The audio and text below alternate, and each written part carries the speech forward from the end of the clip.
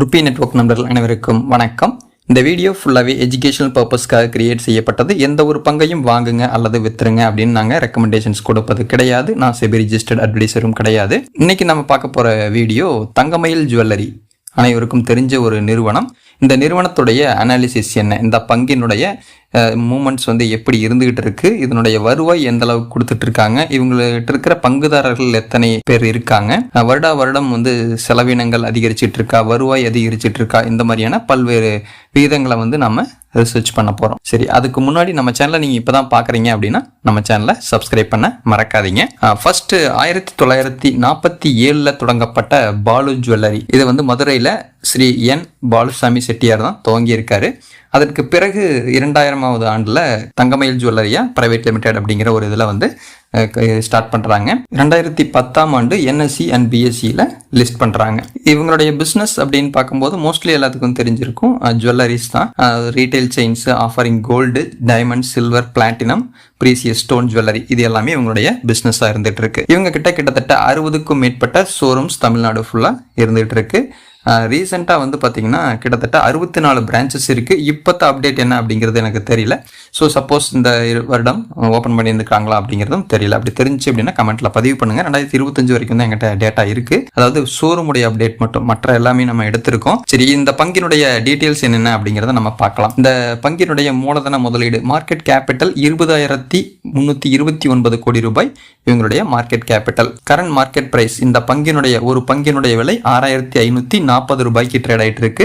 இதனுடைய உச்சபட்ச விலை 7,165க்கும், லோ அப்படின்னு பார்த்தீங்கன்னா 1,750க்கும் ட்ரேட் ஆயிருக்கு. ஸ்டாக் PE ரேஷியோ 57 இருக்கு. இது ஏத்துக்கிற மாதிரியான ஒரு நல்ல வேல்யூ தான். Book value 456. ஸோ புக் வேல்யூவோட இப்போ ஓவரா தான் ட்ரேட் ஆயிட்டு இருக்கு. Dividend yield 0.28%. இதை பத்தி நம்ம இன்னும் நிறைய ஸ்லைட்ஸ் இருக்கு டிவிடெண்டை பத்தி, அதை நம்ம அதில் பார்க்கலாம்.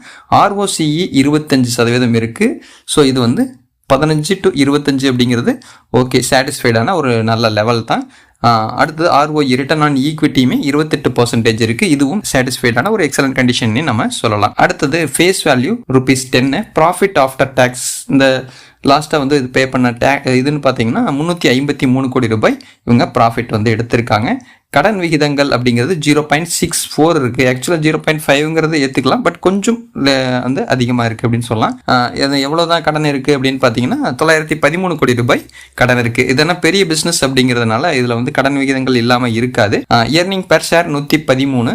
ப்ராஃபிட் புக் வேல்யூ 14.4 இருக்கு. Promoter holding 61.6. கடைசி 5 வருடங்கள்ல ரிட்டர்ன் அப்படின்னு பாத்தீங்கன்னா 74%. 3 வருடங்கள்ல பாத்தீங்கன்னா 101%. ஸோ இது வரைக்கும் எல்லாமே நல்ல ஹைலைட்டான ஒரு எக்ஸலண்டான கண்டிஷன்ல தான் இருக்கு. இவங்களுடைய சேல்ஸ் ரேஞ்ச் அப்படின்னு பாத்தீங்கன்னா 2023ல 3,153 கோடி ரூபாய்க்கு இருந்தது. 3,827 கோடி ரூபாயை 2024ல உயருது. அடுத்து 2026ல ரீசெண்டா பாத்தீங்கன்னா 8,499 கோடி ரூபாய் வரைக்கும் இவங்களுடைய சேல்ஸ் இருந்துட்டு இருக்கு. எந்த நிறுவனமா இருந்தாலும் கன்சிஸ்டன்டா சேல்ஸ் இன்க்ரீஸ் ஆயிருக்கணும், ப்ராஃபிட்டும் இன்க்ரீஸ் ஆயிருக்கணும். இந்த விஷயத்த நீங்க பாருங்க. அதே மாதிரி சேல்ஸ் மாதிரியா தான் எக்ஸ்பென்சஸ் கொஞ்சம் அதிகரிச்சுக்கிட்டே வந்திருக்கும். ஏன்னா அந்த அளவுக்கு கால்குலேட் பண்ணி பார்த்தீங்கன்னா நல்ல டிஃபரன்ஸ், பெரிய ப்ராஃபிட்டுங்கிறது இருக்காது. முதலீடு அதிகமாக இருக்கும், ப்ராஃபிட் கம்மியாக இருக்கும். ப்ராஃபிட் ரேஞ்ச் எவ்வளோ, நெட் ப்ராஃபிட்னு பார்த்தீங்கன்னா 2023ல 80 கோடி ரூபாய் தான் ப்ராஃபிட்டு. அடுத்தது 123 கோடி ரூபாய், 119 கோடி ரூபாய். கடைசியாக 2026ல 352 கோடி ரூபாய் ப்ராஃபிட் எடுத்திருக்காங்க. டிவிடெண்ட் பே அவுட் 21% டு 33 வரைக்கும் கொடுத்துட்டு மறுபடியும் 2026ல 16% கொடுத்துருக்காங்க. ப்ரமோட்டர் ஹோல்டிங் அப்படின்னு பார்க்கும்போது ப்ரமோட்டர்ஸ்ட்டை நம்ம ஆல்ரெடி பார்த்துட்டு ப்ரமோட்டர்ஸ்ட்டை 61% இருக்கு. சேம் அதே ரேஞ்சிலேயே தான் ட்ராவல் ஆகிட்டு இருக்கு. ஃபாரின் இன்வெஸ்டர்ஸ் 4%ங்கிறது ஆவரேஜாக வந்துட்டு இருக்கு. DIS பார்த்தீங்கன்னா 14%, 15, 16, 17 இன்க்ரீஸ் ஆகிட்டே இருக்கு. பப்ளிக் கிட்ட இருக்கிறது 2026ல 16.6% தான் மக்கள் கிட்ட, அந்த பப்ளிக் கிட்ட இருக்கு. சரி, இதுல ஒரு இன்ட்ரெஸ்டிங்கான ஃபேக்ட் என்னங்கிறத பார்ப்போம். இதுல இருக்கிற ஷேர் ஹோல்டர்ஸ், இந்த பங்கை வைத்திருப்பவர்களின் எண்ணிக்கை அப்படின்னு பாத்தீங்கன்னா 48,996 2025 ஜூன்ல இருந்துச்சு. அண்ட் இப்போ மார்ச்ல பாத்தீங்கன்னா 48,097 இருக்கு. பங்குதாரர்களின் எண்ணிக்கை கொஞ்சம் ஸ்டார்டிங்கில் இருந்ததை விட குறைஞ்சிருக்கு. இடையில குறைஞ்சது, மறுபடியும் அந்த 48,097 அப்படிங்கிறது இருந்துட்டு இருக்கு. ஸோ பங்குதாரர்கள் எண்ணிக்கை இவ்வளோதான். அடுத்தது இவங்களுடைய சிஏஜிஆர் எந்த ஒரு பங்கு வாங்கணுமா இருந்தாலும் சிஏஜிஆர் பார்ப்போம். அது நல்லா கன்சிஸ்டண்டாக நல்லா க்ரோ ஆயிருக்கா அப்படிங்கிறதையும் பார்ப்போம். 10 வருஷத்தில் 47% நல்ல வேல்யூ தான். அதே மாதிரி 74%, 101, அடுத்து 240%. ரிட்டர்ன் ஆன் ஈக்விட்டியுமே நல்ல பாசிட்டிவான வேல்யூல தான் இருந்துட்டு இருக்கு. நெக்ஸ்ட் நம்ம டிவிடெண்ட் பாக்குறோம்னு சொன்னோம் இல்லைங்களா, எவ்வளவு கொடுத்துருக்காங்க அப்படின்னு பாத்தீங்கன்னா 2024 வந்து இரண்டு முறை கொடுத்துருக்காங்க. 2024 இன்டரிம் டிவிடெண்ட் 4 rupees, அதன் அடுத்தது ஜூலைல வந்து ஃபைனல் டிவிடெண்டா ஒரு 6 ரூபாய், கிட்டத்தட்ட 10 ரூபாய் கொடுத்துருக்காங்க 2024. 25 ஒரே டிவிடெண்டா 12 ரூபாய் 50 பைசா கொடுத்துருக்காங்க ஒரு பங்கிற்கு. 2022 ஜூலைல எக்ஸ் டேட்டா அறிவிச்சு எவ்வளவு கொடுத்துருக்காங்கன்னு பாத்தீங்கன்னா ஃபைனல்ல 18 ரூபாய் அவங்க கொடுக்குறாங்க. இப்போ ஆக்சுவலாக ஜூலைல நியர்பை வரும்னு நினைக்கிறேன். இந்த டிவிடெண்ட் வந்து 18 ரூபாயா அறிவிச்சிருக்காங்க. டிவிடெண்டுமே ஓரளவுக்கு நல்ல வேல்யூல தான் கொடுத்துருக்காங்க. இந்த மாதிரியான சிச்சுவேஷன்ல காம்படிட்டர்ஸ்ங்கிறது எல்லா ஃபீல்ட்லயும் இருப்பாங்க இல்லைங்களா. ஸோ அந்த மாதிரி மெயின் காம்படிட்டர்னு பார்த்தீங்கன்னா டைட்டன் இருக்காங்க, கல்யாண் ஜுவல்லர்ஸ் இருக்காங்க, தங்கமயில் ஜுவல்லரி.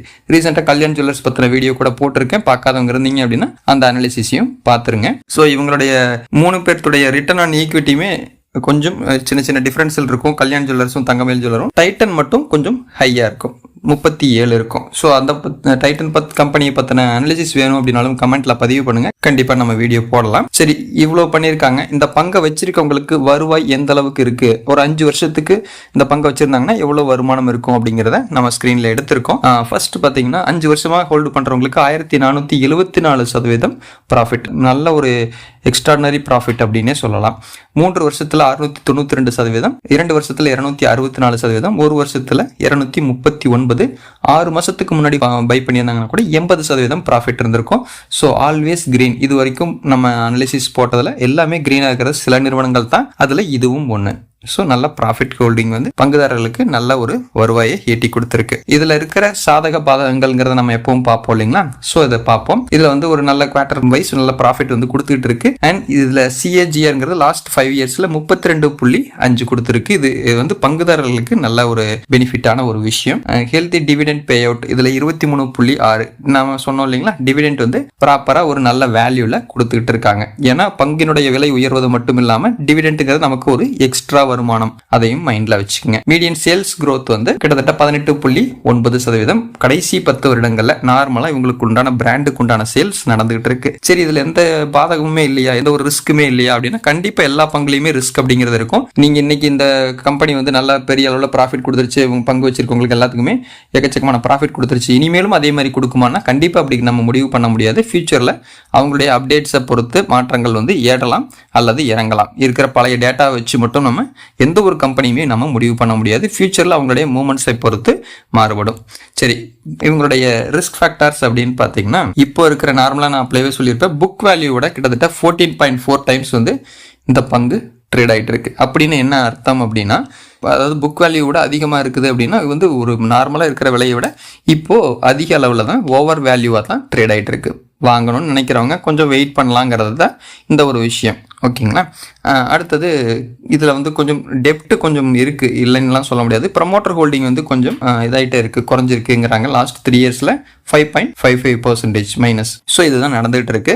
இதை பற்றின தகவல்கள் முடிந்தவரை நம்ம வந்து ஃபுல்லாகவே கேப்சர் பண்ணிட்டோம். ஸோ இந்த மாதிரியான வீடியோக்கள் தொடர்ந்து வேணும் அப்படின்னா இந்த வீடியோக்கு ஒரு லைக் பண்ணிவிட்டு நம்ம சேனலை சப்ஸ்கிரைப் பண்ண மறக்காதீங்க. மீண்டும் அடுத்த வீடியோவில் சந்திக்கலாம். நன்றி, வணக்கம்.